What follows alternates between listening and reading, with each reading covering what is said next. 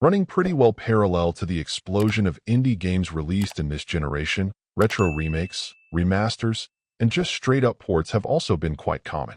In general, these have been a mix of top-shelf titles that are no surprise at all, out-of-the-blue ports of more obscure releases that may have never come to the West before, and then games that may have familiar names but that you missed the first time around. For me, that's where Glover lands.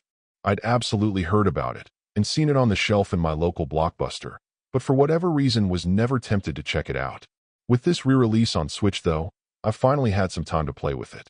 First and foremost, there's no question that it's a unique platformer, both obviously inspired by the likes of Mario 64 with its more whimsical feel and determined to chart its own path. To the credit of the people behind it, they could have simply run with a 3D platformer featuring a glove come to life, simply jumping around and playing like any number of its genre contemporaries.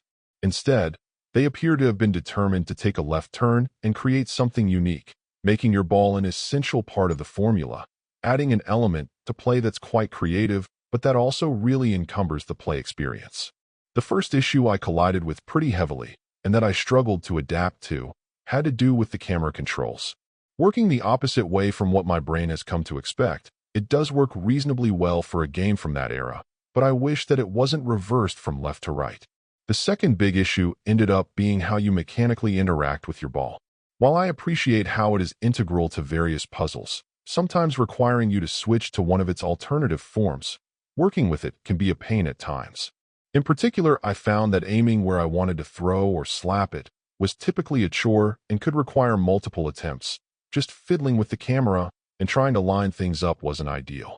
Last, the reliance on using the ball in some way too often just slowed the game's action and fun to a crawl. If it were just something you'd interact with on a periodic basis, rather than being so central to everything, it could have been novel, but as implemented it instead can feel like a burden. All that said, I applaud the creative and daring choices the developer made with Glover way back when. At a time when simply making another straight-up mascot platformer would have been an easier move, they were daring to be different. Now, decades later, time has unfortunately done it few favors. While sometimes distance from release can reveal ideas that were ahead of their time, in this case I'd say it's still a neat idea, but not an obviously great one. I have no doubt that people who enjoyed it then will be thrilled with the chance to revisit it, but for everyone else it's still likely more of a novelty to try out, but not stick with till the end. Overall, my final score for the game ended up being a 6.